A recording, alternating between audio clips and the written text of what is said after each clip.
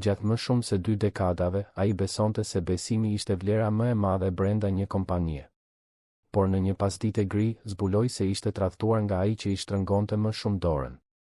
Kur gjithçka dukej e humbur, një vajzë e vogël 5 vjeçare hyri qetësisht në zyrën e tij dhe riorganizoi atë që ai mendonte se ishte thyer përgjithmonë.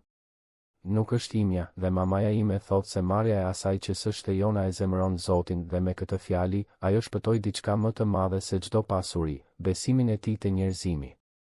Nëse kjo histori ju interesoi, mos harroni të abonoheni në kanalin ton dhe na tregoni nga cili qytet po na ndiqni. Duke vazhduar, Robert Ali Mehmeti ishte krenuar gjithmonë se ishte njeri i fjalës. Në moshën 48 vjeç, ai kishte ndërtuar nga e para Ali Mehmeti Zgjidhje Korporative, një kompani konsulence dhe shërbimesh administrative që zinte 2 kate të një ndërtese biznesi në zonën e bulevardit Dëshmorët e Kombit në Tiranë. 23 vjet punë e palodhur, net pa gjumë, fundjava të sakrifikuara dhe një reputacion i patëmet në treg. Ai ishte ai lloj biznesmeni që i njihte me emër secilin prej 62 punonisëve të tij, që pyeste për familjen, që mbante mend ditëlindje. U besonte njerëzve sepse besonte se nëse i trajtoje mirë ata që punonin me ty, do të merrje të njëjtën gjë në këmbim. Por jeta ka një mënyrë të veçantë për të na mësuar se jo të gjitha siguritë janë të vërteta. Gjithçka filloi një të martë me shi të qershorit, nga ato ditë kur qielli i Tiranës bëhet gri që herët dhe qyteti duket më i rëndë. Roberti pothuajse e kishte anuluar auditimin vjetor. Ishte vetëm një formalitet në fund të fundit. Shifrat gjithmonë përputheshin, fluksi i parave ishte i qëndrueshëm, klientët paguanin në kohë. Pse të shpenzonte kohë dhe para për diçka që kur nuk tregonte ndonjë problem? Por kontabilistja këmbënguli, duke thënë se ishte e rëndësishme të ruaj disiplina, dhe ai, pa qejf, pranoi. Auditori ishte një zotëri me flokë të bardha i quajtur Mikel, serioz dhe metodik, i cili mbërriti me çantën e tij të lëkurës të vjetëruar dhe filloi të rishikonte tabelat, pasqyrat bankare dhe dokumentet fiskale. Roberti pothuajse nuk i kushtonte vëmendje, i zënë duke ju përgjigjur emaileve dhe duke përgatitur një propozim për një klient të ri. Vetëm në fund të pasdites, kur Mikeli trokiti në derën e zyrës së tij me një shprehje serioze, Roberti ndjeu shtrëngimin e parë në gjoks. Fjalët e auditorit ranë sigur. Parregullsi financiare. Shpërdorime vlerash. Transferta të paautorizuara. Llogari paralele. Në fillim, Roberti mendoi se duhet të kishte një gabim, ndonjë gabim regjistrimi, ndonjë ngatërres. Por kur Mikeli hapi dosjet dhe filloi të tregonte shifrat, realiteti u vizatua me një qartësi mizore. Gjatë pothuajse 5 viteve, dikush nga brenda kompanisë kishte shpërdoruar shuma që arrinin në më shumë se 16 milion lekë. Jo menjëherë, por pak nga pak, në këste të vogla që kalonin pa u vënë re, të maskuara si pagesa për furnitor fiktiv, bonuse inekzistente dhe shpenzime që nuk kishin ndodhur kurrë. Emri që shfaqej më shpesh në dokumente ishte ai i Roni Tabakut, menaxherit financiar. I njëjti Roni që Roberti e përshëndeste çdo mëngjes, që gjithmonë kishte një shaka gati, që duke i përkushtuar dhe efikas. Roni, i cili njihte çdo hyrje dhe dalje parash të kompanisë, që kishte akses në fjalëkalime, në nënshkrime digjitale dhe llogari bankare. Roni, të cilit Roberti i kishte besuar verbërisht për vite me radhë. Zbulimi ishte si të merrje një grusht në stomak. Roberti e liroi Mikelin, i kërkoi të përgatiste një raport të plotë dhe mbeti vetëm në zyrë, duke parë dritat e qytetit që fillonin të ndizeshin jashtë. Ndjeu zemërim, sigurisht. Por më shumë se kaq, ndjeu një trishtim të thellë, një lloj zhgënjimi që dhemb në një mënyrë tjetër. Nuk ishin vetëm paratë. Ishte ndjesia se e kishin bërë për budalla, se i kishte besuar dikujt që gjatë gjithë kohës qeshte me vete ndërsa e mashtronte. Në ditët në vijim, gjithçka u kthye në një makt burokratik. U angazhuan avokat, u mblodhën dokumente, u njoftua policia. Roni u thirr në një mbledhje dhe, përballë provave, as nuk u përpoq të mohonte. Vetëm u belbëzoi disa justifikime pa kuptim dhe u shoqërua jashtë ndërtesës. Hetimi zbuloi se ai nuk ishte vetëm. 2 punonjës të tjerë të sektorit financiar ishin gjithashtu të përfshirë, duke krijuar një rrjet bashkëpunimi që funksiononte me saktësinë e një ore zvicerane. Roberti mori të gjitha masat ligjore, sigurisht. Por dëmi ishte bërë. Dhe nuk ishte një dëm financiar që ai thjesht mund ta rikuperonte me punë dhe kohë. Ishte diçka më e thellë, më e dhimbshme. Ai filloi t'i shikonte të gjithë rreth tij me dyshim. Çdo buzëqeshje dukej false. Çdo përshëndetje dukej e sajuar. Çdo gjest mirësjelljeje dukej se fshinte qëllime të dyta. A ekzistonte në të vërtetë ndershmëri e vërtetë në botë? Apo të gjithë thjesht po prisnin mundësinë e duhur për të përfituar? Ishte në këtë gjendje shpirtërore që Roberti filloi të vinte re dikë që kishte qenë gjithmonë aty, por që ai kur nuk e kishte vënë re me të vërtetë. Luciana Sacco, pastruesja e zyrës. Ajo ishte rreth të 30-tave, e dobët, me fytyrën e lodhur të dikujt që fle pak dhe punon shumë. Mbërrinte gjithmonë shumë herët para orës 6 të mëngjesit, kur ndërtesa ishte ende bosh dhe e heshtur. Pastronte korridoret, zbraste koshat e plehrave, rregullonte sallat e mbledhjeve. Bënte gjithçka me efikasitet diskret, pa tërhequr vëmendje, pa pritur mirënjohje.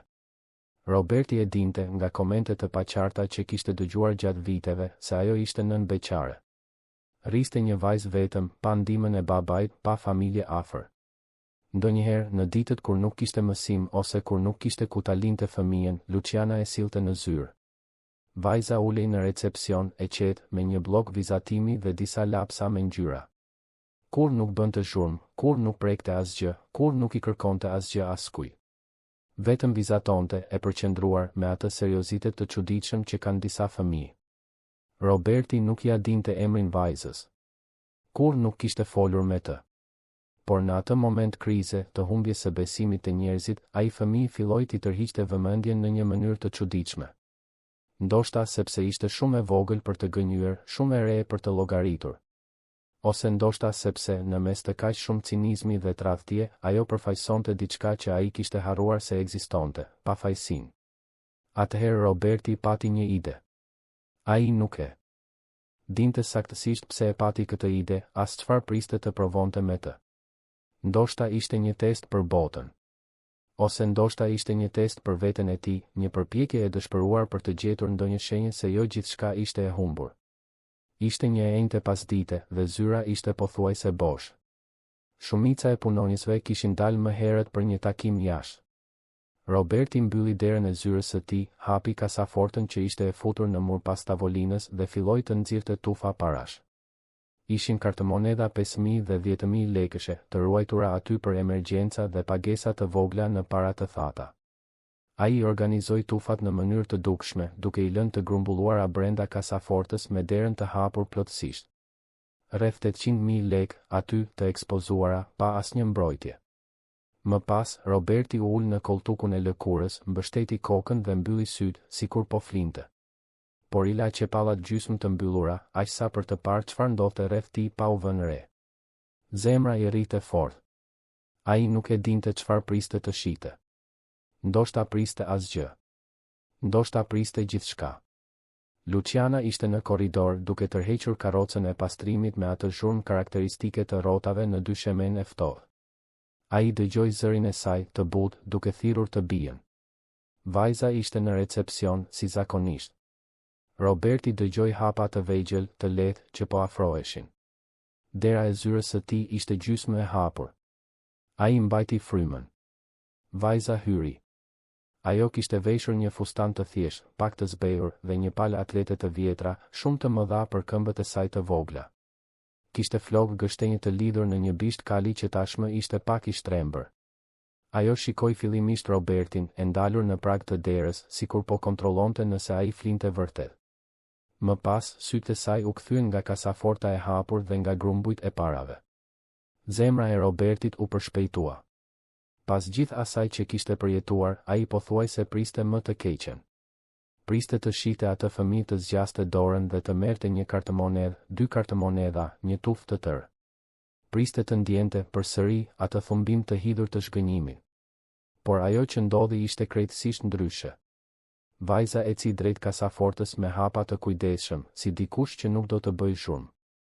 U ndal përpara saj dhe mbeti duke parë parat për disa sekonda, duke anuar kokën anash, mendueshëm. Pastaj zgjati duart e vogla në drejtim të kartëmonedhave. Roberti ndjeu një ny në fy. Por ajo nuk mori asgjë. Në vend të kësaj, filloi të rregullonte tufat. Njëra prej tyre ishte e shtrembër, pak anash, dhe ajo e rregulloi me kujdes. Një tjetër ishte më përpara e çrregullt dhe ajo e shtyu prapa, duke formuar një vit të përsosur. Punoi me të njëjtin përqendrim si dikush që monton një puzle, duke rregulluar çdo grumbull, duke drejtuar çdo cep. Madje kaloi dorën e vogël përgjatë skajit të brendshëm të kasafortës, sikur po pastronte një pluhur të padukshëm. Kur mbaroi, bëri 2 hapa prapa dhe mbeti duke parë rezultatin me një buzëqeshje diskrete kënaqësie. Ishte në atë moment që ajo kuptoi se Roberti po e vëzhgonte. Ajo zgurdulloi syt, e trembur, dhe bëri një kërcim prapa. Roberti, ende i habitur, u drejtua në karrige. Zëri i tij doli pak i ngjirur kur pyeti, duke u përpjekur të dukej i rastësishëm. "Çfarë po bëje?" Vajza kafshoi buzën, e turpshme. "Më fal, Xhaxhi. Mendova se po flije. Unë vetëm po rregulloj aparat." "Po i rregulloje?" "Po. Ishin të gjitha të çrregullta. Mami im thot gjithmonë se gjërat e çrregullta nuk funksionojnë si duhet. Kështu që i rregullova që të funksionojnë më mirë." Roberti puliti syt disa herë, duke u përpjekur ta përpunonte atë. "Nuk mendove të merrje ndonjë kartëmonedhë?" Vajza rudhi ballin, sinqerisht e hutuar. "Të merrja? Pse?" "Sepse ka shumë para aty." "Po nuk janë të mia," tha ajo, sikur kjo të ishte gjëja më e qartë në botë. "Mami më ka mësuar se të marrësh gjërat e të tjerëve është shumë gabim. Ajo thot se kjo i bën njerëzit të trishtuar dhe se Zoti zemërohet." "Po sikur të mos ishte askush duke parë. Prap nuk do të merrje?" Vajza mendoi për një moment, serioze. "Jo. Sepse unë do ta dija. Dhe mami im gjithashtu do ta dinte, sepse mamat i zbulojnë të gjitha." Roberti mbeti në heshtje, vetëm duke parë atë fëmijë 5 vjeçar që sapo i kishte dhënë mësimin më të rëndësishëm që kishte marrë në muaj. Nuk pati llogaritje aty. Nuk pati dinakëri. Vetëm një pastërti çarmatose, një ndershmëri që nuk kishte nevojë për audiencë për të ekzistuar. "Si e ke emrin?" pyeti ai me zërin më të butë. "Julia." "Julia, ti je një vajzë shumë e veçantë." "E di këtë?" Ajo ngriti supet, pak e sikletosur. "Mami im e thot gjithmonë këtë. Por unë mendoj se ajo e thot sepse është mami." "Jo," tha Roberti, duke ndjerë diçka të shtrënguar në gjoks. "Ajo e thot sepse është e vërtetë." Vajza buzëqeshi, ende e turpshme, dhe doli me vrap kur dëgjoi zërin e nënës së saj duke e thirrur në korridor. Roberti mbeti përsëri vetëm, duke parë kasafortën e hapur, paratë e organizuara në mënyrë perfekte. Diçka brenda tij kishte ndryshuar. Nuk ishte një ndryshim i zhurmshëm, dramatik. Ishte diçka delikate, si një dritë që ndizet ngadalë në një dhomë të errët. Ai ishte ende i tronditur.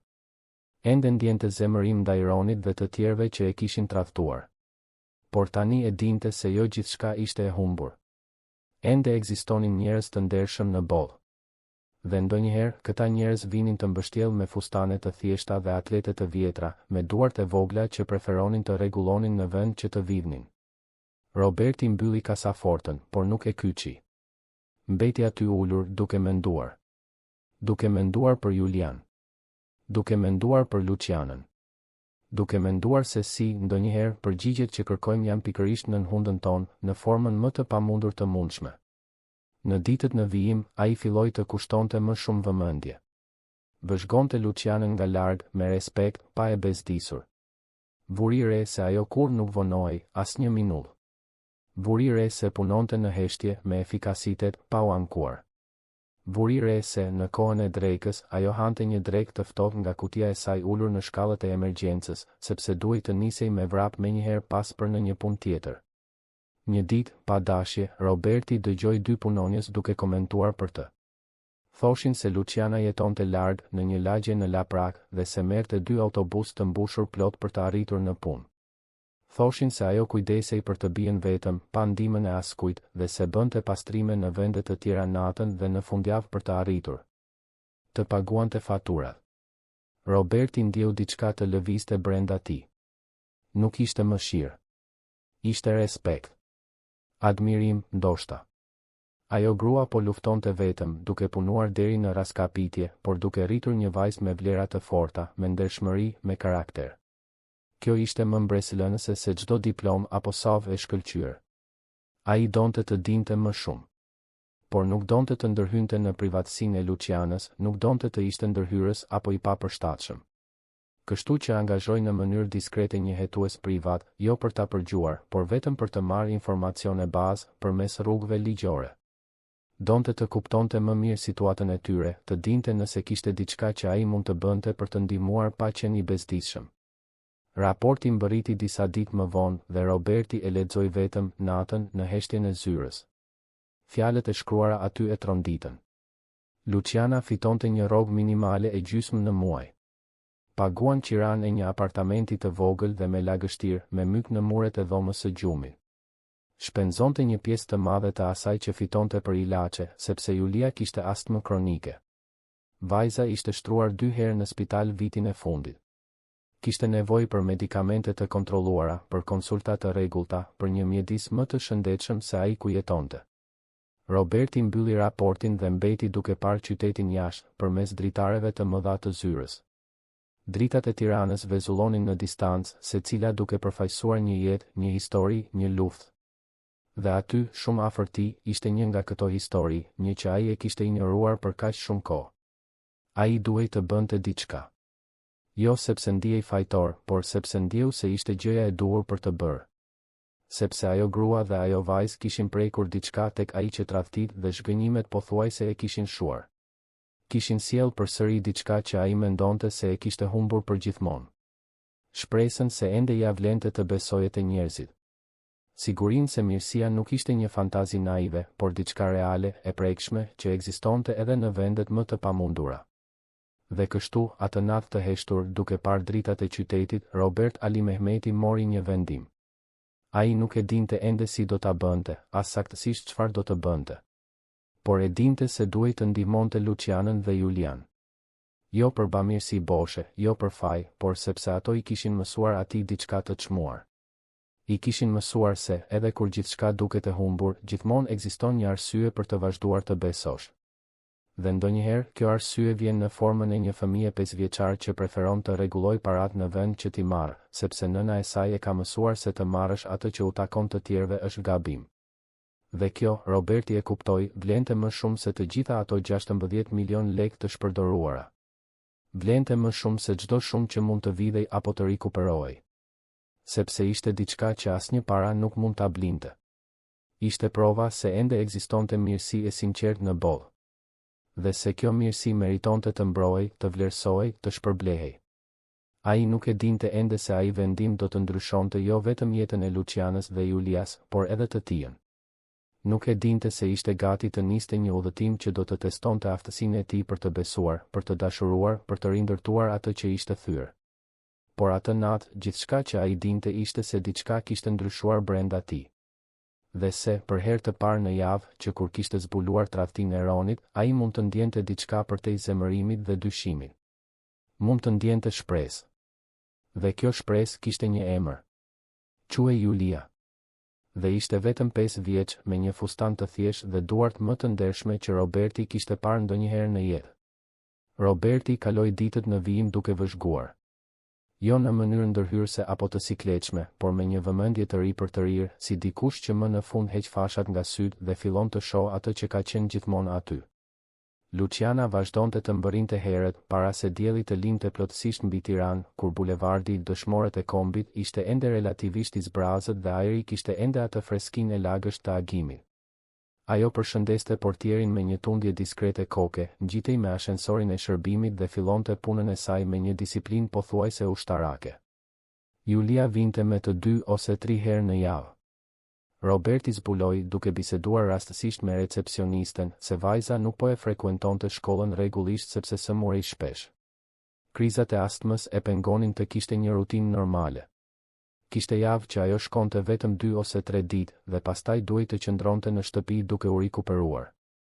Prandaj, në ditët kur nuk kishte mësim ose kur Julia nuk ishte mjaftueshëm mirë për të shkuar, por as aq keq sa për të qëndruar në shtrat, Luciana e sillte në zyrë. Vajza sillej gjithmonë me atë seriozitet të çuditshëm. Ulej në një cep të recepcionit me bllokun e saj të vizatimeve dhe lapsat me ngjyra dhe qëndronte aty për orë të tëra, e qetë, pa bezdisur askënd.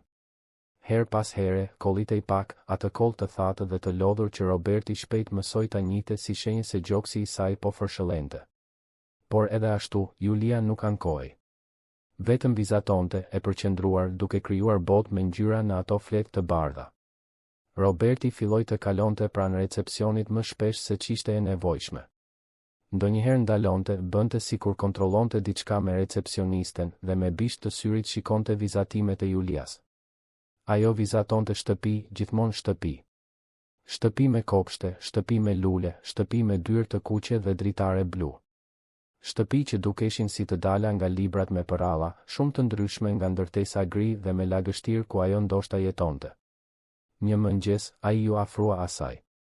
Julia ngriti syt, pak e habitur dhe buzëqeshi me ndrojtje. Mund të shoh çfarë po vizaton? Pyeti Roberti duke u ulur në gjunjë pranë saj. Julia pohoi me kokë dhe ja ktheu bllokun. Ishte një shtëpi roz me një çati me maj dhe një pemë të madhe pranë saj. Është shumë e bukur. Të pëlqen të vizatosh shtëpi? Më pëlqen. Një ditë do të jetoj në një shtëpi si kjo. Vërtet? Dhe si do të jetë kjo shtëpi? Sytë e saj shkëlqyen. Do të ketë një dhomë vetëm për mua, shumë të madhe, me një dritare ku hyn dielli. Dhe nuk do të ketë ato njollat e zeza në mur që mami gjithmonë përpiqet t'i pastroj. Dhe do të ketë një kopsht ku unë mund të luaj pa më zënë fryma. Roberti ndjeu një shtrëngim në gjoks. Ai fëmijë, kaq i vogël, tashmë ëndërronte për diçka që duhej të ishte bazike, një vend i shëndetshëm. Për të jetuar. Jam i sigurt se një ditë do të jetosh në një shtëpi si kjo, tha ai, duke i prekur lehtë kokën. Julia buzëqeshi, por ishte një buzëqeshje që mbarte një mençuri të trishtuar për një fëmijë 5 vjeçar. Ndoshta. Mami thot se ne duhet të punojmë shumë për t'i arritur gjërat. Ajo punon shumë, e di? Ndonjëherë ajo vjen në shtëpi dhe mezi qëndron në këmbë. Por edhe ashtu ajo bën ushqim dhe më ndihmon të marr ilaçin dhe më tregon përralla derisa të fle. Nëna jote është një person shumë i veçantë. Po. Ajo është mami më i mirë në të gjithë botën. Roberti qëndroi aty disa minuta duke biseduar me Julian për vizatimet, për shkollën, për gjëra të thjeshta. Kur u ngrit për t'u kthyer në punë, ndjeu se duhej të vepronte shpejt.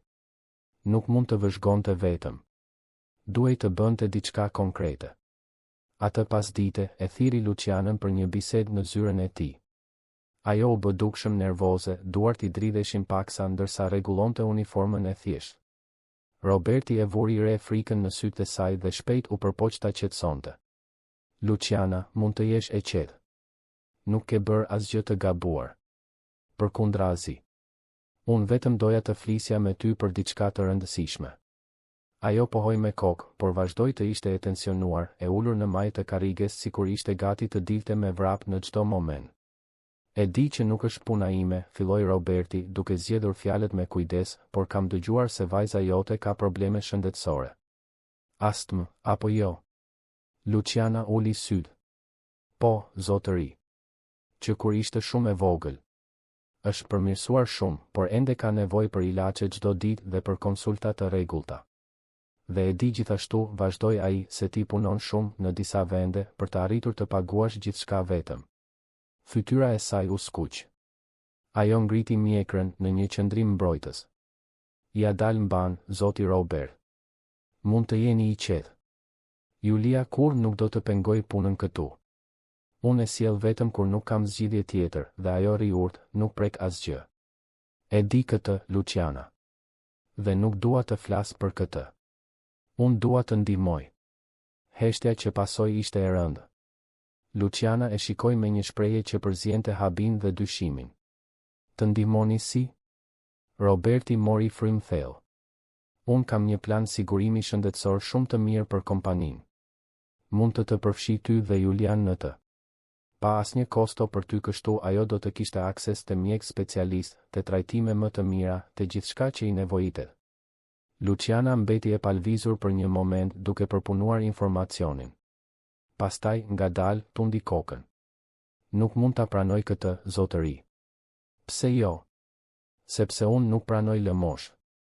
Unë gjithmonë ja kam dalë vetë dhe do të vazhdoj t'ja dalë vetë. Nuk kam nevojë për bamirësinë e askujt. Nuk është bamirësi, Luciana. Është thjesht ndihmë. Ti punon për mua, je një punonjëse e përkushtuar.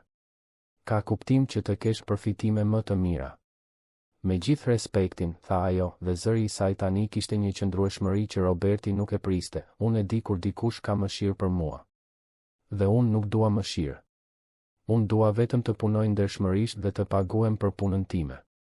Nëse zotëria juaj dëshiron të më ndihmoj vërtet, mund të më rrisë rrogën. Atëherë po, do të ishte e drejtë. Por unë nuk do të pranoj dhurata nga askush. Roberti mbeti i habitur. Ai kishte imagjinuar disa skenar për atë bisedë, por nuk priste një refuzim kaq kategorik. E respektoj. Ke plotësisht të drejtë. Më fal nëse isha ndërhyrës. Nuk ka nevojë të kërkoni falje, zotëri. E vlerësoj qëllimin. Por unë kam krenarin time. Dhe dua që vajza ime të mësoj se ne i arrim gjërat me punë, jo duke pranuar favore nga të tjerët. Ajo u ngrit, bëri një përkulje të lehtë dhe doli nga zyra. Roberti mbeti vetëm, i frustruar, por edhe i impresionuar. Ajo grua kishte një dinjitet që shumë njerëz me shumë më tepër para nuk e kishin. Ajo mund ta kishte pranuar ndihmën lehtësisht. Mund të kishte parë aty një mundësi për të lehtësuar jetën e saj të vështirë. Por preferoi të ruante integritetin e saj të paprekur. Dhe kjo vetëm sa e bëri Robertin ta admironte edhe më shumë. Ditët kaluan. Roberti u përpoq të respektonte vendimin e Lucianës, por nuk mund të ndalonte së menduari për të dhe për Julian. Shite vajzën duke kollitur në recepcion, shite Lucianën duke tërhequr karrocën e pastrimit me fytyrën gjithnjë e më të lodhur. Donte të ndihmonte, por nuk dinte si ta bënte këtë pa fyer krenarinë e asaj gruaje. Atëherë fati vendosi të ndërhynte në mënyrë mizore. Ishte një e premte e vrenjtur kur Luciana mbërriti në punë me sy të kuq dhe të enjtur. Ajo përpiqej të fshihej, mbante kokën ulur, punonte më shpejt se zakonisht sikur donte të fshihej në rutinë. Por Roberti e vuri re. Dhe gjatë ditës nuk mundi të mos vinte re se ajo ndalonte her pas here, mbështetej në korridor dhe merrte frym thellë, sikur po përpiqej të kontrollohej. Në fund të pasdites, kur shumica e punonjësve tashmë kishin ikur, ai e gjeti të ulur në shkallët e emergjencës me kokën mes duarve. Julia ishte pranë saj, duke i mbajtur dorën nënës me atë vështrim serioz dhe të shqetësuar. Luciana? A je mirë? Ajo ngriti fytyrën, u përpoq të buzëqeshte. Po, zotëri. Vetëm një ditë e vështirë. Roberti u ul në shkallën pranë saj. Julia e shikoi me ata sy të mëdhenj dhe të errët, dhe ai pa frikë aty. Frikë të vërtetë. Mund të më besosh, tha ai butësisht. Nëse ka diçka që nuk shkon, unë mund të ndihmoj. Jo si shef, por si dikush që kujdeset. Luciana hezitoi për një kohë të gjatë. Pastaj, me zërin e mbytur, nxori një letër të palosur nga xhepi i uniformës dhe ia zgjati. Roberti e hapi dhe e lexoi. Ishte një urdhër dëbimi. 2 muaj qira të prapambetur. 15 ditë për të shlyer borxhin ose për të liruar apartamentin. Zëri i saj doli i ulët, e turpëruar. I përdor aparat e qiras për të bler ilaçet e Julias. Ajo pati një krizë të fortë disa javë më parë dhe i duheshin medikamente më të shtrenjta. U përpoqja të negocioja me pronarin e apartamentit, i kërkova më shumë kohë, por ai nuk do t'ia di. Tha se i ka humbur durimi. Sa i detyrohesh? 64.000 lekë. Roberti nuk mendoi 2 herë. Unë do të t'i jap hua këto para. Jo. Luciana tundi kokën me vendosmëri. Kemi folur tashmë për këtë. Unë nuk pranoj. Atëherë nuk është një dhuratë. Është një hua. Me kontratë, me gjithçka siç duhet. Ti i kthen pak nga pak, si të mundesh. Me interesa shumë më të ulta se çdo bank do të kërkonte. Por gjithçka zyrtare, gjithçka e regjistruar. Nuk është favor, Luciana. Është një marrëveshje tregtare e drejtë. Ajo e shikoi për një kohë të gjatë, syt plot lot që përpiqej t'i mbante. Nuk e di nëse mund t'i paguaj. Ti i paguan në kohën tënde. Pa presion. E rëndësishme tani është të mos humbisni çatin mbi kokë. Po ju, të ishit në vendin e Lucianës, do ta kishit pranuar ndihmën apo do të kishit bërë diçka tjetër? Na tregoni në komente. Luciana mbeti në heshtje duke luftuar brenda vetes. Krenaria I bërtiste të refuzonte. Por frika se do ta linte vajzën në rrugë bërtiste më fort. Më në fund, ajo pohoi me kokë, me zërin pothuajse të padëgjueshëm. Në rregull. Por unë do t'i paguaj të gjitha. Deri në qindarkën e fundit. E di që do ta bësh. Dhe duhet të jetë me kontratë. E nënshkruar dhe e regjistruar. Nuk dua t'i detyrohem askujt. Pikërisht kështu do të jetë. Roberti thiri avokatin e tij privat të nesërmen. I shpjegoi situatën dhe I kërkoi të përgatiste një kontratë huaje të drejtë, me interesa simbolike dhe këste që Luciana mund t'i paguante pa u mbytur financiarisht. Avokati, një zotëri në mesomosh I quajtur Henrik, e shikoi Robertin me një shprehje kurioze, por nuk bëri pyetje. Vetëm përgatiti dokumentet. Të hënën, Roberti e thiri Lucianën përsëri. Ajo mbërriti e shoqëruar nga Julia, e cila u ul në dhomën e pritjes ndërsa të rriturit bisedonin. Kontrata u lexua rresht për rresht, u shpjegua në detaje. Luciana bëri pyetje, donte të sigurohej se kuptonte gjithçka. Kur më në fund e nënshkroi, duart I dridheshin, por kishte një vendosmëri të egër në sytë e saj. Do t'i paguaj, përsëriti ajo. Mund të jeni I sigurt. E di. Roberti I transferoi parat atë pasdite. Luciana pagoi qiran e prapambetur të nesërmen dhe arriti të negocionte edhe qiran e muajit të ardhshëm për të organizuar më mirë. Dëbimi u shmang. Julia do të vazhdonte të kishte një çati mbi kokë. Por diçka më e thellë kishte ndryshuar midis Robertit dhe Lucianës. Nuk ishte më vetëm një marrëdhënie shef-punonjëse. Ishte diçka ndryshe, e ndërtuar mbi një bazë respekti reciprok dhe besimi të fituar. Ajo kishte parë se ai respektonte dinjitetin e saj. Ai kishte parë se ajo kishte vlera që shkonin përtej çdo vështirësie financiare. Në ditët në vijim, filluan të ndodhnin gjeste të vogla. Luciana ndalonte ndonjëherë në derën e zyrës së tij për të falënderuar në mënyrë të shkurtër dhe diskrete. Roberti filloi të mbërrinte më herët vetëm për të biseduar disa minuta me të para se të fillonte puna. Julia, duke kuptuar se atmosfera kishte ndryshuar, u ndje më rehat. Filloi t'i tregonte vizatimet e saj Robertit pa ndrojtje, filloi ta quante Xhaxhi Robert. Një mëngjes, Julia u shfaq në zyrën e tij duke mbajtur një derkuc kursimi plastik të lyer me rozë. Ajo e vendosi derkucin mbi tavolinën e tij me një seriozitet solemn. Çfarë është kjo, Julia? Është për ju, Xhaxhi Robert. Për t'ju ndihmuar të mos jeni I trishtuar për shkak të parave që ikën. Roberti mori derkucin. Ishte I lehtë, por mund të dëgjoheshin disa monedha që tundeshin brenda. Zemra I u shtrëngua. Nuk ke nevojë të më japësh parat e tua, Julia. Por unë dua. Mami tha se ju keni pasur probleme me para që janë zhdukur. Dhe unë I kam mbledhur këto monedha që nga ditëlindja ime. Janë vetëm monedha 10 dhe 20 lekëshe, por nëse ju I mblidhni shumë, bëhen një mal. Roberti ndjeu sytë t'i digjinin. E mori derkucin me të dyja duart, sikur po mbante diçka të çmuar. Faleminderit, Julia. Kjo këtu vlen më shumë se shumë para. Por e di çfarë do të bëj? Do ta ruaj këtë derkuc këtu me mua, në vendin më të sigurt që kam. Dhe kur të rritesh pak më shumë, do të ta kthej me një surprizë brenda. A mundemi kështu? Julia mendoi për një moment, serioze. Mundemi. Por duhet të jetë një surprizë e mirë, dakord? Do të jetë surpriza më e mirë në botë. Ajo doli me vrap, e kënaqur, duke e lënë Robertin vetëm me derkucin roz. Ai e vendosi brenda kasafortës, pranë dokumenteve më të rëndësishme të kompanisë. Dhe për herë të parë pas shumë kohësh, ndjeu se ajo kasafort nuk ruante vetëm para dhe letra. Ruante shpresë. Jeta vazhdonte ritmin e saj, por tani kishte diçka ndryshe në ajër. Roberti filloi të vinte re detaje të vogla që më parë I kalonin pa u vënë re. Mënyrën se si Luciana gjithmonë falënderonte me sy para se të falënderonte me fjalë. Mënyrën se si Julia vizatonte figurat të 3 njerëzve të kapur për dore, gjithmonë 3, kur 2.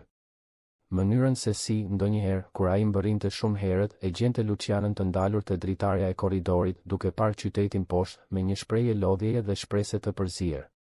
Ai nuk e dinte ende se ajo paqe ishte gati të testojë në një mënyrë që asnjëri prej tyre nuk e priste. Nuk e dinte se një fantazme e së kaluarës ishte gati të rishfaqej, duke sjellë me vete kërcënime dhe manipulime. Nuk e dinte se gjithçka që kishin ndërtuar deri atëherë, gjithë ai besim i brish dhe i çmuar, ishte gati të vijej në rrezik. Por në atë moment, në ato ditë qetësie me stuhive, Roberti i lejoi vetes të besonte se ndoshta, vetëm ndoshta, gjërat mund të vazhdonin kështu. Të thjeshta, të ndershme, të vërteta. Ai e ruajti derkucin e Julias në kasafort, mbylli derën me kujdes dhe mbeti aty, duke parë atë objekt të vogël dhe të thjeshtë që përfaqësonte kaq shumë gjëra. Përfaqësonte pafajësinë. Përfaqësonte mirësinë. Përfaqësonte provën se, edhe në botën cinike dhe të ashpër ku jetojmë, ende ekzistojnë gjeste të pastra dhe pa interes. Dhe për herë të parë që kur kishte zbuluar tradhtinë e Ronit, Robert Ali Mehmeti ndjeu se ndoshta ende ia vlente të besoje te njerëzit. Jo të gjithë, sigurisht. Por të disa. Të ata që tregonin, përmes veprimeve të thjeshta dhe të përditshme, se ndeshmëria nuk ishte një performancë e llogaritur, por një mënyrë të qenuri. Luciana ishte një nga këta njerëz. Julia ishte një nga këta njerëz. Dhe ai ishte i vendosur t'i mbronte, t'i ndihmonte, jo për bamirësi, por sepse ato kishin prekur diçka tek ai që ishte pothuajse e vdekur. Kishin prekur aftësinë e tij për të besuar se jo gjithçka në botë është false. Se jo të gjithë janë të interesuar vetëm të përfitojnë. Se ende ekziston mirësi reale, e prekshme, që ekziston edhe pa audiencë, edhe pa shpërblim. Dhe këtë zbulim, Roberti e kuptoi, ishte ajo që i duhej më shumë në atë moment të vështirë të jetës së tij. Ishte antidoti për helmin e dyshimit që ishte përhapur në përvenat e tij pas tradhtisë. Ishte prova se ende ja vlente të ishe njeri. Ende ja vlente të kujdeseshe. Ende ja vlente të besoje. Dhe ai ishte gati të luftonte për këtë siguri, pavarësisht çfarë do të vinte më pas.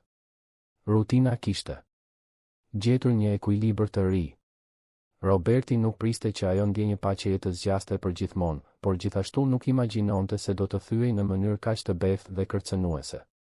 Shenja e parë se diçka nuk shkonte erdhi një të mërkur pasdite, kur Luciana mbërriti në punë me fytyrën e zbehtë dhe duart që i dridheshin në një mënyrë që nuk kishte të bënte me lodhjen. Ajo u përpoq të punonte normalisht, por Roberti e vuri re. E njihte mjaftueshëm atë grua tani për të ditur kur diçka e shqetësonte thellësisht. Julia nuk ishte me të atë ditë, gjë që ishte e pazakonë. Zakonisht, të mërkurave, vajza nuk kishte mësim pasdite dhe shoqëronte nënën. Pas orarit të punës, kur zyra ishte pothuajse bosh, Roberti e gjeti Lucianën të ulur vetëm në kuzhinë, duke parë një filxhan kafeje të ftohtë që as nuk e kishte prekur. Ai ul përballë saj, pa thënë asgjë, vetëm duke pritur. Ndonjëherë, mënyra më e mirë për të ndihmuar dikë është thjesht të jesh i pranishëm. Luciana mori frym thellë disa herë, sikur po mblidhte guxim. Pastaj, më në fund, foli.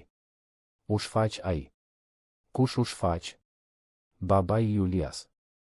Fjalët ranë sigur. Roberti ndjeu një shtrëngim në gjoks.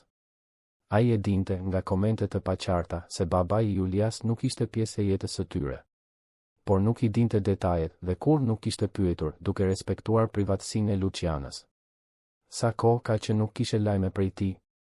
6 vjet. Që para se të lindte Julia. Kur zbulova se isha shtatzën dhe i tregova, ai u zhduk. Ndryshoi numrin e telefonit, ndryshoi adresën, nuk u shfaq më kurrë. Deri dje, as nuk e dija nëse ishte ende në Tiranë. Dhe çfarë do tani? Zëri i saj doli i hidhur. Thotë se do të shohë të bien. Se ka të drejta. Se ka bërë gabime në të kaluarën, por tani do të jetë pjesë e jetës së saj. Dhe ti e beson këtë? Luciana qeshi pa humor. Jo. Nuk e besoj as pak. Duhej ta shije mënyrën e tij, Robert. Nuk dukej si dikush që i mungon e bija. Dukej si dikush që llogarit përfitime. Çfarë do të thuash me këtë? Ai e di. Nuk e di si, por ai e di që ti më ke ndihmuar, që unë kam kontakt me një biznesmen. Ai bënte pyetje, donte të dinte detaje, donte të dinte nëse ti po më mbaje, nëse kishte diçka mes nesh. Ishte e tmerrshme. Ai ishte më interesuar për jetën time financiare se sa për Julian. Roberti ndjeu zemërimin të rritej. Të kërcënoj? Luciana pohoi me kokë, syt plot lok që luftonte të mos i linte të binin. Tha se nëse nuk e lë të shoh Julian, ai do të gjejë një avokat. Tha se ka të drejta si baba, se mund të kërkoj kujdestarit të përbashkët, se mund të ma bëj jetën shumë të vështirë. Robert, kam shumë frikë. Po si kur ai të arri të ma marr vajzën? Nuk do të arri. Si mund të jesh kaq i sigurt? Sepse unë nuk do ta lejoj. Dhe sepse drejtësia ekziston për të mbrojtur fëmijët, jo për t'u dorëzuar oportunistëve. Por ai është babai i saj biologjik. A nuk vlen kjo për asgjë? Vlen. Por edhe braktisja vlen. Edhe neglizhenca vlen. Dhe një gjykatës i denjë do ta shoh qartë se çfarë po ndodh këtu. Luciana fshiu syt me kurrizin e dorës. Unë nuk kam para për avokat, Robert. Mezi paguaj qiran me këtë hua që më dhe. Si do të përballem me të në gjykatë? Nuk do të përballesh vetëm. Ajo e shikoi, e hutuar. Çfarë do të thuash? Unë kam një avokat shumë të mirë familjar. Një nga më të mirët në Tiranë. Ai do ta pranoj çështjen tënde. Unë nuk mund ta paguaj. Nuk ke nevojë ta paguash tani.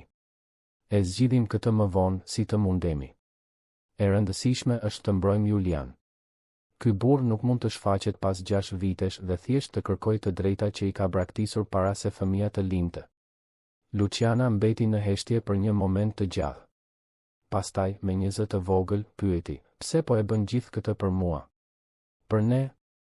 Roberti mendoi për përgjigjen. Mund të thoshte shumë gjëra. Mund të fliste se si Julia ja kishte rikthyer besimin te njerëzit. Mund të fliste se si admironte forcën dhe dinjitetin e Lucianës. Mund të fliste se si, në një mënyrë të çuditshme dhe të papritur, ato të dyja ishin bërë të rëndësishme për të në një mënyrë që shkonte përtej çdo marrëdhënieje profesionale. Por ajo që ai tha ishte e thjeshtë dhe e vërtetë. Sepse ju e meritoni. Dhe sepse unë mund të ndihmoj. A është kaq e vështirë për t'u kuptuar? Ajo tundi kokën, e paftë të fliste, lotët tani binin lirshëm. Roberti zgjati dorën mbi tavolinë dhe e mbajti të sajën. Ishte hera e parë që prekeshin në mënyrë kaq të qëllimshme, kaq intime. Duart e saj ishin të vogla dhe të ashpra nga puna e shumë. Të tijat ishin të mëdha dhe të ngrohta. Dhe në atë moment, në atë gjest të thjesht, diçka ndryshoi mes tyre. Diçka që asnjëri prej tyre nuk ishte gati ta emërtonte ende, por që të dy e ndjenin. Të nesërmen, Roberti i telefonoi avokatit të tij. Henrik Costa ishte një burr rreth të 50-tave, serioz, kompetent, me dekada përvojë në të drejtën familjare. Kur Roberti i shpjegoi situatën, Henriku dëgjoi me vëmendje, duke bërë pyetje specifike dhe në fund pranoi ta merrte çështjen. Do të më duhet të flas me punonjësen tuaj personalisht.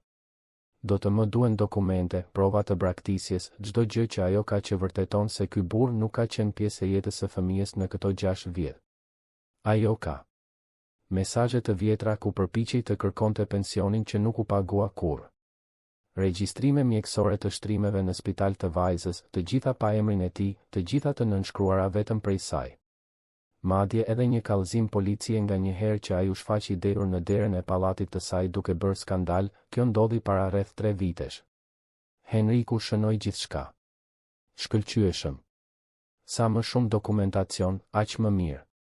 Dhe fëmia? Si po e përballon këtë? Mezi e di se çfarë po ndodh. Nëna po përpiqet ta mbrojë nga e gjithë kjo. Mirë. Është më mirë kështu për momentin. Por eventualisht mund të jetë e nevojshme që ajo të dëgjohet nga një psikolog ose punonjës social, në varësi të mënyrës se si evoluojnë gjërat. Roberti ndjeu një shtrëngim në gjoks. Ideja që Julia të kalonte në përmarrje në pyetje, të rijetonte trauma, e shqetësonte. Por e dinte se ndoshta ishte e nevojshme. Takimi me Lucianën u caktua për të shtunën pasardhëse, në një kafene të qetë në qendër të qytetit. Roberti e shoqëroi më shumë si mbështetje morale se sa për ndonjë gjë tjetër. Henriku ishte i sjellshëm, por i drejtë për drejtë. Bëri pyetje të vështira për marrëdhënien e saj me baban e Julias, për shtatzënin, për braktisjen, për vitet në vijim. Luciana ju përgjigj të gjithave me një ndershmëri të dhimbshme, duke rijetuar kujtime që qartësisht donte t'i harronte. Foli se si e mori vesh për shtatzënin në moshën 23 vjeç, se si ishte e dashuruar dhe mendoi se babai i foshnjës do të ishte i lumtur. Foli se si ai reagoi me zemërim, duke akuzuar se kishte mbetur shtatzën me qëllim për ta lidhur pas vetes, duke thënë se nuk e donte atë përgjegjësi. Foli se si ai thjesht u zhduk brenda natës, duke i bllokuar numrin, duke ndryshuar adresën, duke shmangur çdo vend ku mund të takoheshin. Foli se si e lindi Julian vetëm në një spital publik pa askënd pranë. Foli për netët pa gjumë me foshnjën që qante, për faturat që nuk arrinte t'i paguante, për ilaçet e shtrenjta për astmën që filloi kur Julia ishte vetëm 1 vjeç. Foli se si u përpoq disa herë të kontaktonte me të përmes të njohurve të përbashkët, duke kërkuar ndihmë, duke kërkuar të paktën pak mbështetje financiare. Dhe se si ai gjithmonë e injoroi, gjithmonë u shmang, gjithmonë u zhduk përsëri. Dhe tani ai kthehet, tha ajo, zëri i thyer nga emocionet. Pas 6 vitesh, ai thjesht shfaqet në derën time sikur asgjë të mos kishte ndodhur. Dhe e dini çfarë është më e keqja? Nuk pyeti se si është Julia. Nuk pyeti nëse është e shëndetshme, nëse është e lumtur, nëse ka nevojë për diçka. Gjëja e parë që donte të dinte ishte nëse unë po fitoja më shumë para tani, nëse kisha një të dashur të pasur, nëse po më mbanin. Është e neveritshme. Henriku shënoi gjithçka me përpikëri. A mund t'i provosh këto përpjekje kontakti? Mesazhe, emaile, çfarëdo? Kam disa mesazhe të vjetra po. Dhe kam dëshminë e një fqinje që ishte aty atë ditë kur ai u shfaqi alteruar në pallat. Ajo dëshmoi gjithçka, madje thiri policinë. Perfekt. Do të më duhen kopje të gjitha këtyre mesazheve dhe do të më duhet të flas me këtë fqinje. Dhe do të më duhen edhe regjistrimet mjekësore të Julias, veçanërisht të shtrimeve në spital për astmë. Luciana pohoi me kokë. Do t'i sjell të gjitha. Një gjë tjetër, vazhdoi Henriku, ka gjasa që ai vërtet t'i drejtohet gjykatës duke kërkuar kujdestarit të përbashkët ose të paktën një regjim vizitash. Kur kjo të ndodh, ne do të jemi të përgatitur. Do t'i tregojmë gjykatësit historikun e tij, do t'i tregojmë se motivimi i tij nuk është mirëqenia e fëmijës, por interesi financiar ose ndonjë lloj manipulimi. Po sikur gjykatësi t'i jap atij të drejtë?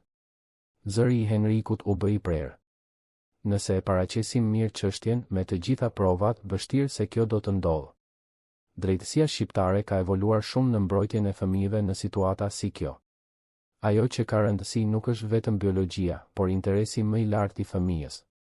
Dhe qartësisht, interesi më i lartë i Julias është të qëndrojë me nënën që gjithmonë është kujdesur për të, jo me një baba që e ka braktisur dhe është kthyer vetëm kur kuptoi se mund të kishte ndonjë lloj përfitimi. Roberti, i cili kishte qëndruar i heshtur gjatë gjithë bisedës, më në fund foli. Sa do të kërkosh për këtë punë, Henrik? Avokati e shikoi atë, pastaj Lucianën dhe buzëqeshi diskretisht. Do t'i zgjidhim honoraret pasi të zgjidhet çështja. Mos u shqetësoni për këtë tani. Por unë duhet të di sa do t'ju detyrohem, këmbënguli Luciana. Nuk dua surpriza në fund. Henriku pshertiu. Zonja Luciana, unë nuk po e bëj këtë përpara. Po e bëj sepse është e drejtë. Sepse kam një vajzë në moshën e Julias suaj dhe nuk mund ta imagjinoj se çfarë do të ishte të shihej një baba oportunist duke u përpjekur të shkatëronte paqen e saj. Kështu që harrojini honoraret për momentin. Le të përqendrohemi në fitimin e kësaj çështjeje. Luciana shikoi Robertin, i cili vetëm pohoi me kokë. Ajo mori frym thellë dhe i zgjati dorën Henrikut. Faleminderit. Vërtet. Përgatitja për procesin filloi. Luciana mblodhi të gjitha provat që mundi, pamja ekranit të bisedave të vjetra, pasqyra bankare që tregonin se kur nuk kishte marrë pension ushqimor, dokumente nga shkolla dhe qendra shëndetësore ku Julia trajtohej. Të gjitha vetëm me emrin e nënës si përgjegjëse. Fqinja, një zonjë 60 vjeçare e quajtur Teto Maria, dha një dëshmi të detajuar për ditën kur babai i Julias u shfaqi alteruar në pallat, duke bërtitur në korridor, duke trembur banorët. Roberti ndihmoi sa mundi, duke organizuar dokumentet, duke paguar kopje të notarizuara, duke shoqëruar Lucianën në takime. Dhe gjatë gjithë këtij procesi, ai pa frikën të rritej në sytë e saj. Frika se do të humbiste të bijën. Frika se drejtësia nuk do ta shihte të vërtetën. Frika se, në fund, fakti që burri ishte babai biologjik do të peshonte më shumë se të gjitha vitet e braktisjes. Dhe pastaj 2 javë pas takimit të parë me Henrikun, mbërriti njoftimi. Babai i Julias, i cili quhej Diego Ferra, kishte hapur vërtet një proces gjyqësor. Kërkonte kujdestarit të përbashkët duke pretenduar se ishte larguar padrejtësisht nga e bija, se kishte qenë viktime e tjetërsimit prindëror, se gjithmonë kishte dashur të ishte pjesë e jetës së saj, por ishte penguar. Luciana lexoi padin dhe ndjeu këmbët t'i dridheshin. Roberti ishte pranë saj kur kjo ndodhi dhe e mbajti para se të binte. Ai po gënjen, pëshpëriti ajo. Po gënjen për gjithçka. Si mund ta bëj këtë? Sepse njerëzit pa karakter gënjejnë gjithmonë kur u leverdis, u përgjigj Roberti. Por e vërteta do të dalë në shesh. Të premtoj. Atë natë ndodhi diçka që ndryshoi gjithçka. Diego u shfaq përsëri në pallatin e Lucianës. Ajo ishte në shtëpi me Julian duke përgatitur darkën kur dëgjoi zilen të binte pa pushim. Shikoi nga syri magjik dhe ndjeu gjakun t'i ngri. Ishte ai. Ajo nuk e hapi derën. I tha përmes interfonit se duhej të largohej, se kishte avokat tani, se çdo kontakt duhej bërë në mënyrë zyrtare. Por Diego nuk u largua. Qëndroi aty duke goditur derën, duke bërtitur se donte të shihte të bijën, se kishte të drejtë ta shihte, se ajo po i shkelte të drejtat. Zhurma e trembi Julian. Vajza filloi të qante, duke pyetur se kush ishte ai burr, pse po bërtiste. Dhe pastaj, me tronditjen dhe stresin, erdhi kriza. Julia filloi të kollitej, një koll e dëshpëruar, gjoksi i fërshëllente fort, buzët filluan t'i mavioseshin. Ishte një krizë e rëndë astme, e shkaktuar nga frika. Luciana u kap nga paniku. I dha pompicën, u përpoq ta qetësonte, por kriza nuk po kalonte. Diego vazhdonte të bërtiste në korridor. Julia vazhdonte të mos merrte dot frym si duhet. Teto Maria, fqinja, dëgjoi zhurmën dhe thiri policinë. Dhe Luciana, e dëshpëruar, i telefonoi Robertit. Ai u përgjigj në zilen e parë. Luciana? Zëri i saj doli i prerë në panik. Robert, kam nevojë për ndihmë. Julia po kalon një krizë të fortë. Dhe ai është këtu, te dera, duke bërtitur, duke e trembur. Nuk di çfarë të bëj. Roberti nuk mendoi 2 herë. Thirr ambulancën tani. Po vi aty. Cila është adresa e saktë? Ajo i dha adresën, zëri i dridhej. Roberti mori çelsat e makinës dhe doli me vrap. Jetonte rreth 40 minuta larg, por e bëri rrugën në 25, duke kaluar të gjitha semaforët e verdh, zemra i rrite fort në gjoks. Kur mbërriti në pallat, kishte një makinë policie përpara dhe një ambulancë të parkuar. Roberti u ngjit me vrap shkallëve. Në korridor gjeti Diegon duke u mbajtur nga 2 policë, duke bërtitur se ishte babai, se kishte të drejta, se donin ta pengonin të shihte të bijën. Roberti kaloi pranë tij pa e parë dhe hyri në apartament. Luciana ishte ulur në dyshemen e dhomës së ndenjes, duke mbajtur Julian në prerë. Vajza kishte një mask oksigjeni, po trajtohej nga mjekët e urgjencës. Sytë e saj ishin të zgurdulluar nga frika, lotët i rridhnin nëpër fytyrën e zbeth. Roberti u ul në gjunjë pranë tyre. Gjithçka do të shkojë mirë, Julia. Do të bëhesh mirë. Julia i zgjati dorën e vogël dhe Roberti e mbajti. Nëna e vajzës e shikoi me një mirënjohje të dhimbshme në sy. Faleminderit që erdhe. Gjithmonë. Mjekët arritën ta stabilizonin Julian aty, por rekomanduan që të shkonte në spital për vëzhgim. Roberti këmbënguli t'i çonte me makinën e tij, duke ndjekur ambulancën. Në spital, Julia ushtrua për të kaluar natën nën vëzhgim. Roberti qëndroi aty me to, duke i bler kafe Lucianës, duke biseduar me zë të ulët me Julian për ta shpërqendruar, duke u mbajtur dorën të dyjave kur frika bëhej shumë e fortë. Ishte gjatë asaj nate të gjatë në spital që Roberti kuptoi diçka që e kishte ndjerë prej javësh, por që kur nuk ja kishte pranuar as vetes. Ai kujdesej për ato të dyja. Nuk ishte vetëm dëmshuri, nuk ishte vetëm dëshira për të ndihmuar. Ishte diçka më e thellë, më intensive. Ishte afeksion i vërtet. Ishte kujdes. Ishte, ndoshta, madje edhe dashuri që po fillonte të lindte në një mënyrë të heshtur dhe të pashmangshme.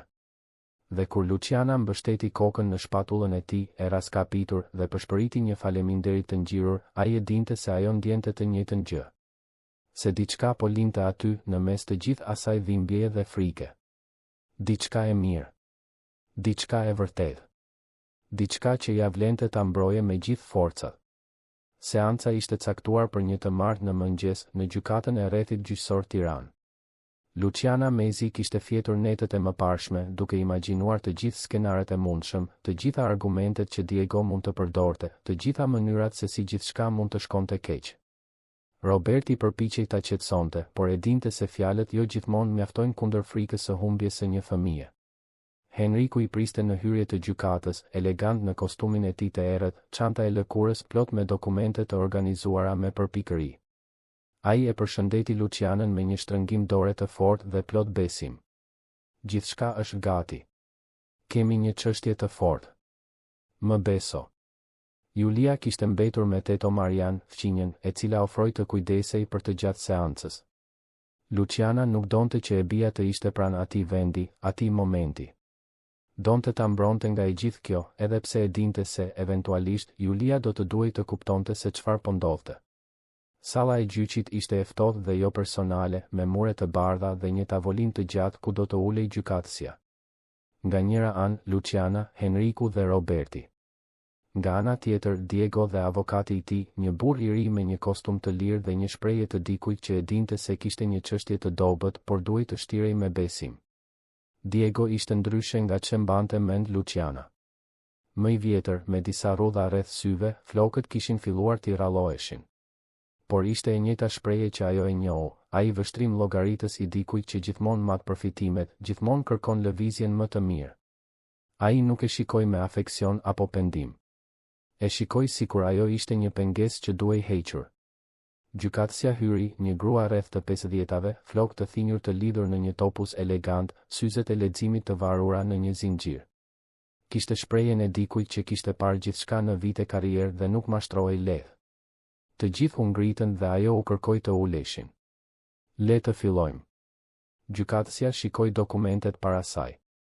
Zoti Diego Ferra ka ngritur padi duke kërkuar kujdestarit të përbashkët të miturës Julia Sacco Ferra, duke pretenduar se është larguar padrejtësisht nga bashkëjetesa me të bijën.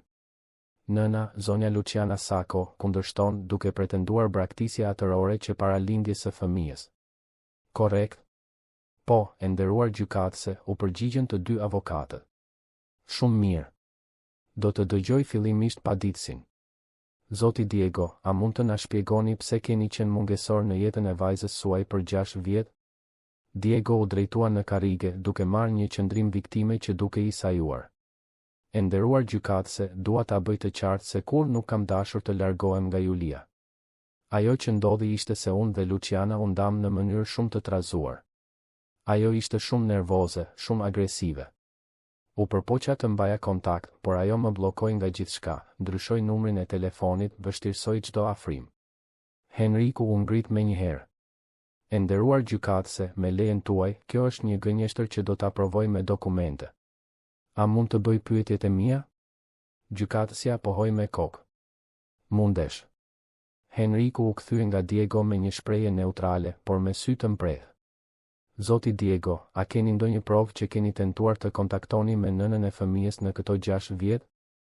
Mesazhe, emaile, letra, telefonata të regjistruara? Diego hezitoi. Jam përpjekur përmes miqve të përbashkët. Emrat e këtyre miqve, ju lutem. Diego belbëzoi disa emra të paqartë. Henriku i shënoi të gjithë. Do ta kontrollojmë këtë. Tani më thoni, a keni paguar ndonjë shumë pensioni ushqimor gjatë këtyre 6 viteve? Jo, sepse ajo kur nuk e kërkoi zyrtarisht. Henriku hapi dosjen dhe nxori disa fletë. Këtu kam pamje ekrani të notarizuara siç duhet të mesazheve që klientja ime i ka dërguar zotërisë suaj në 3 raste të ndryshme në 6 vitet e fundit, duke kërkuar ndihmë financiare për fëmijën. A jeni përgjigjur ndonjëherë prej këtyre mesazheve? Diego u skuq. Unë nuk mbaj mend. Nuk mbani mend? Henriku ja kaloi fletët gjykatëses, e cila i ekzaminoi me vëmendje. Janë 3 mesazhe të qarta, e nderuar. Gjykatëse, të dërguara në momente të ndryshme, duke kërkuar ndihmë me ilaçe, me pelena, me shpenzime bazë të fëmijës. Në asnjë prej tyre nuk ka pasur përgjigje. Për më tepër, në njërin prej tyre klientja ime informon se fëmia është shtruar në spital me krizë të rëndë astme. Asnjë përgjigje nga babai. Gjykatësia shikoi Diegon me një shprehje që tregonte qartë mosmiratim. Vazhdoni, avokat.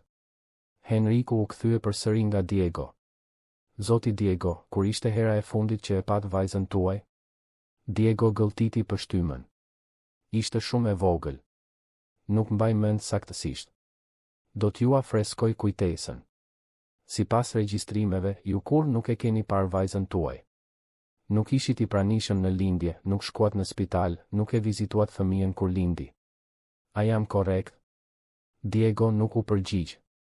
Heshtja ishte domethënëse. Henriku vazhdoi. Dhe tani, 6 vjet më vonë, ju shfaqeni papritur duke kërkuar kujdestari të përbashkët. A mund të na thoni çfarë e motivoi këtë ndryshim zemre? U maturova. Kuptova se dua të jem pjesë e jetës së saj. Henriku buzëqeshi, pa humor. Interesante. Dhe ky maturim nuk ka të bëjë fare me faktin se ju mësuat, përmes të njohurve, se nëna e fëmijës tani punon për një biznesmen të suksesshëm dhe ka pasur akses në kushte më të mira financiare? Avokati I Diegos u ngrit. E nderuar gjykatëse, kjo është spekulim. Nuk është spekulim, avokat. Henriku nxori një dokument tjetër nga dosja. Kam këtu dëshminë e një fqinje, zonjës Maria Aparecida, e cila dëshmoi një bisedë në të cilën zoti Diego pyeste nënën e fëmijës specifikisht për situatën e saj financiare dhe për marrëdhënien e saj të supozuar me një biznesmen të pasur. Fqinja pohon se zotëria juaj dukej më interesuar për financat se sa për fëmijën. Gjykatësia shikoi përsëri Diegon. A është e vërtet kjo, zoti Diego? Unë vetëm doja të dija si ishte situata e tyre, nëse ishin mirë. Henriku nuk ja la. Dhe ditën që ju shfaqet në pallatin e klientes sime, duke bërë zhurmë dhe duke bërtitur, duke e trembur fëmijën deri në atë pikë sa I shkaktuat një krizë astme që rezultoi në shtrim në spital, edhe atëherë vetëm donit të dinit si ishin? Shpreha e gjykatëses u bë e ashpër. Pati shtrim në spital për shkak të kësaj? Po, e nderuar gjykatëse. Henriku kaloi më shumë dokumente. Këtu është raporti mjekësor. Fëmia ka astmë kronike dhe çdo stres emocional mund të shkaktoj kriza të rënda. Sjellja agresive e babait në korridorin e pallatit shkaktoi frikë intensive te fëmia, duke rezultuar në një krizë që kërkoi trajtim urgjent. Gjykatësia lexoi dokumentin, pastaj shikoi Diegon me mosmiratim të qartë. A keni diçka për të thënë në mbrojtjen tuaj? Diego u përpoq të duke I penduar. Isha nervoz, e nderuar gjykatëse. Po më pengonin të shija vajzën time. Çdo baba do të nervozohej. Çdo baba I pranishëm, ndoshta, tha gjykatësia ftohtë. Por ju nuk keni qenë një baba I pranishëm, nga sa po shoh në këto dokumente. Avokate e mbrojtjes, dëshironi t'i bëni pyetjet tuaja nënës? Avokati I Diegos I bëri disa pyetje Lucianës, duke u përpjekur të pikturonte një imazh se ajo ishte neglizhente ose interesiere. Por Luciana I u përgjigj të gjithave me qetësi dhe ndershmëri, duke treguar fatura pagesa shqiraje, blerje ilaçesh, materiale shkollore. Tregoi regjistrime se punonte në 3 vende të ndryshme për të mbajtur të bijën. Tregoi se Julia ishte e mirëkujdesur, e mirëushqyer, se frekuentonte shkollën kur shëndeti e lejonte. Henriku bëri mbrojtjen e tij përfundimtare. E nderuar gjykatëse, ajo që kemi këtu është një rast I qartë oportunizmi. Zoti Diego Ferra braktisi gruan shtatzën, kur nuk pagoi pension, kur nuk tregoi interes për fëmijën në 6 vjet. Tani, duke mësuar se nëna ka pasur akses në kushte më të mira, shfaqet papritur duke kërkuar të drejta që ai vullnetarisht I braktisi. Më rënd akoma, sjellja e tij I shkaktoi dëm fizik fëmijës, duke shkaktuar një krizë astme që mund të kishte qenë fatale. Të kërkosh kujdestarit të përbashkët në këto kushte nuk është ushtrim I atësisë së përgjegjshme, por përpjekje për të përfituar nga një situatë e cenueshme. Avokati I Diegos u përpoq të argumentonte se çdo baba ka të drejtë për një shans të dytë, se lidhja biologjike është e rëndësishme, se Diego kishte ndryshuar. Por argumentet e tij tingëllonin të zbrazta përballë provave të paraqitura. Gjykatësia kaloi disa minuta duke lexuar të gjitha dokumentet në heshtje. Më në fund, hoqi syzet dhe shikoi të gjithë në sallë. Do të jap vendimin tim tani, në formë gojore, dhe aktgjykimi do të shkruhet më vonë. Ajo u kthye nga Diego. Zoti Diego Ferra, është e qartë për mua se motivimi juaj nuk është mirëqenia e fëmijës, por ndonjë lloj përfitimi dytësor që ju imagjinoni se mund të merrni. Dokumentet tregojnë braktisje të plot, neglizhencë absolute dhe, më rënd, një sjellje që i ka shkaktuar dëm fizik të miturës. Kërkesa për kujdestari të përbashkët refuzohet. Luciana ndjeu lotët t'i rridhnin në përfytyrë. Roberti i mbajti dorën. Gjykatësja vazhdoi. Për më tepër, vendoset pension ushqimor retroaktiv për 6 vitet e braktisjes në vlerën që do të llogaritet nga kontabilisti gjyqësor, si dhe pension mujor i rregullt prej 30% të ardhurave të zotit Diego. Çdo kontakt me të miturën kushtëzohet me ndjekje psikologjike paraprake të prindit dhe fëmijës me autorizim të nënës. Nëse zoti Diego refuzon të paguajë pensionin e vendosur, do të merren masat e duhura, përfshirë kufizimin e pasurive dhe regjistrimin në regjistrat e debitorëve. Ajo goditi me çekiç. Kjo seancë ka përfunduar. Diego doli nga gjykata me fytyrën e kuqe nga zemërimi dhe poshtërimi, më i shqetësuar për humbjen dhe pensionin që do të duhej të paguante sesa për të bien që kur nuk e njohu. Avokati i tij përpiqej ta qetësonte, por ai e shtyu burrin dhe u largua me hapa të rëndë. Jashtë gjykatës, Luciana u rrëzua në krahët e Robertit duke qarë nga lehtësimi. Henriku buzëqeshi diskretisht dhe i dha një prekje në shpatull. Mbaroi. Ai nuk do t'ju bezdis më. Faleminderit, pëshpëriti ajo. Shumë faleminderit. Nuk ka nevojë të falënderosh. Ishte kënaqësi t'ju mbroja. Në muajt që pasuan, jeta e Lucianës dhe Julias ndryshoi në mënyrë konkrete dhe të thellë. Roberti, duke parë punën e përkushtuar dhe të ndershme që Luciana kishte pasur gjithmonë, vendosi ta promovonte. Ajo la punën e pastrueses dhe u bë koordinatore e ekipit të shërbimeve të përgjithshme dhe mirëmbajtjes në kompani. Me postin e ri erdhi një pagë ndjeshëm më e mirë, përfitime duke përfshirë sigurim të plotë. Shëndetësor për të dhe Julian dhe kryesisht njohje dhe respekt. Luciana e pranoi promovimin me lot në sy dhe premtimin se do të punonte fort për ta merituar atë mundësi. Dhe ajo e mbajti fjalën. U tregua një koordinatore efikase, e organizuar, që e trajtonte mirë ekipin e saj dhe zgjidhte problemet me inteligjencë dhe përkushtim. Me pagën më të mirë dhe pensionin që Diego u detyrua të paguante, edhe pse duke u ankuar, Luciana arriti të transferohej. Gjeti një apartament më të madh, më të ajrosur, pa lagështirë, në një lagje pak më të strukturuar. Shtëpia e re kishte një dhomë për Julian, me një dritare të madhe nga ku hynte dielli, pikërisht siç ndëronte vajza në vizatimet e saj.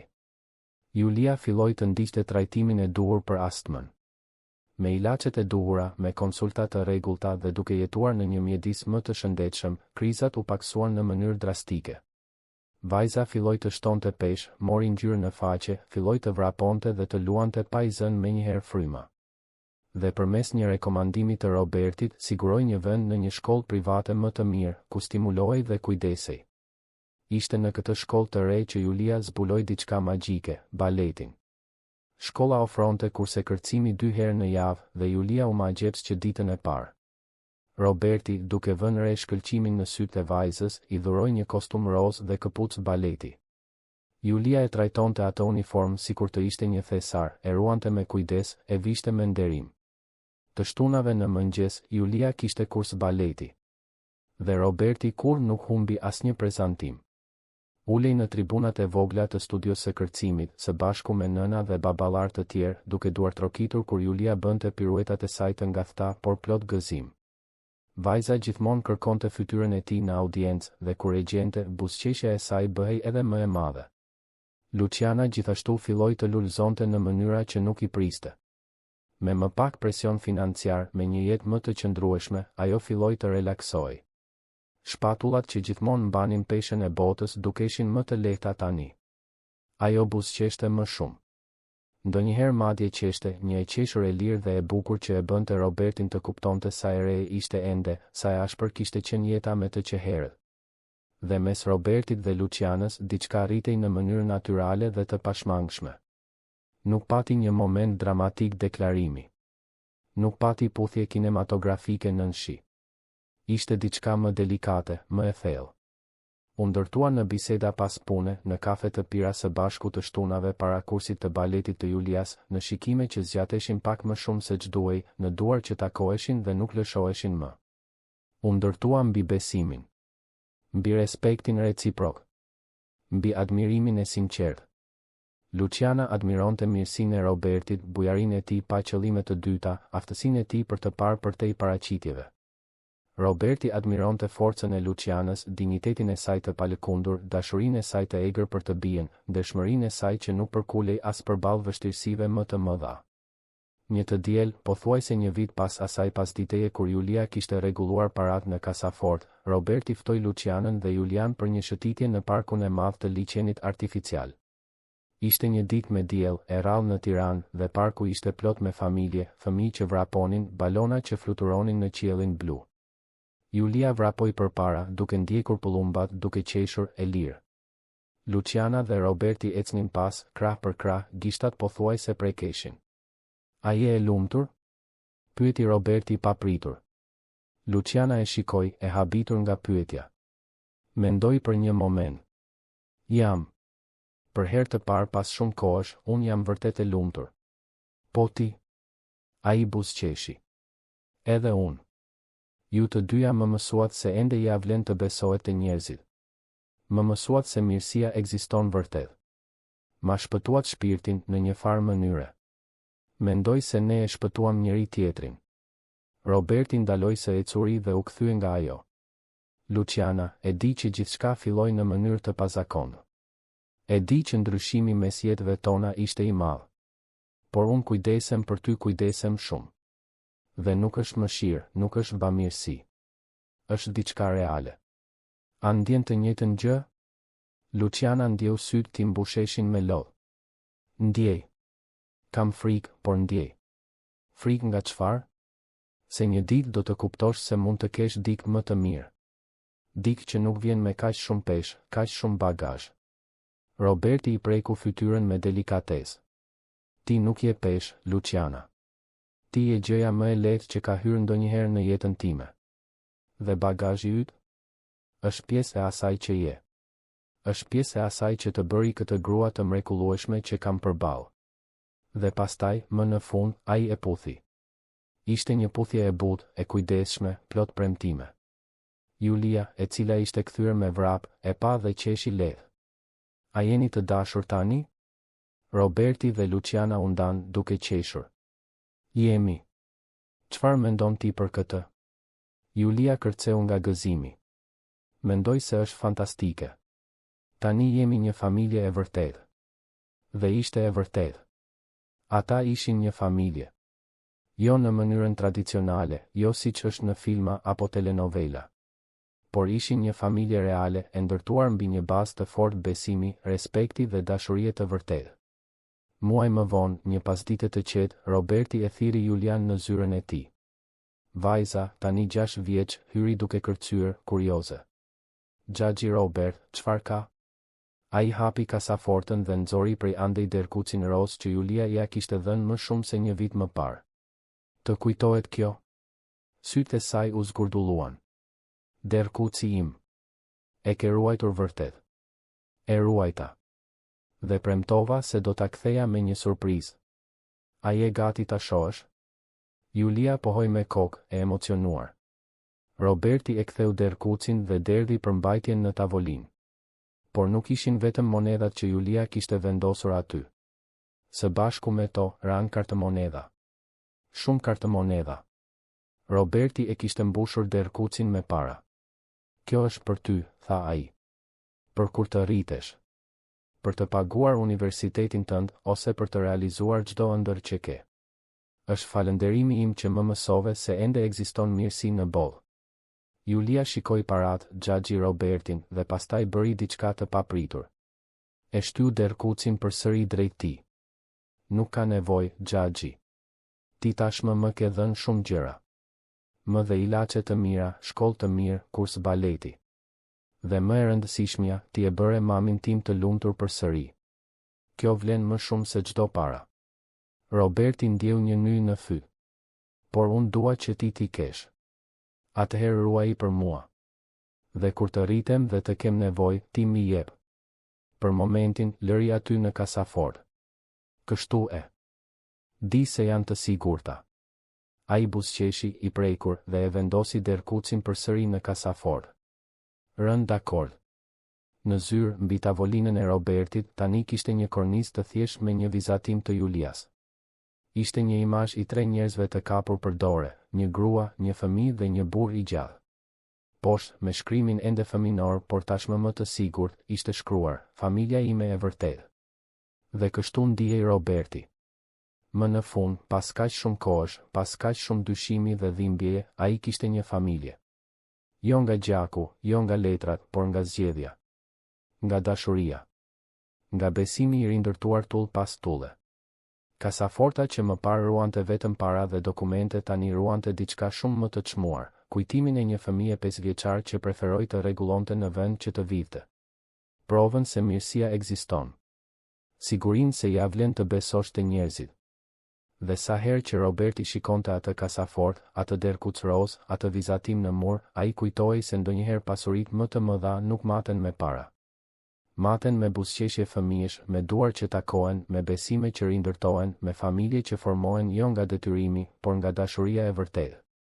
Historia e Robertit, Lucianës dhe Julias ishte prova se edhe kur gjithçka duket e humbur, kur tradhtia shkatëron besimin te njerëzit, gjithmonë ka një mundësi për të rifilluar. Gjithmonë ka një shans për të gjetur mirësi në vendet më të pamundura. Gjithmonë ka shpresë.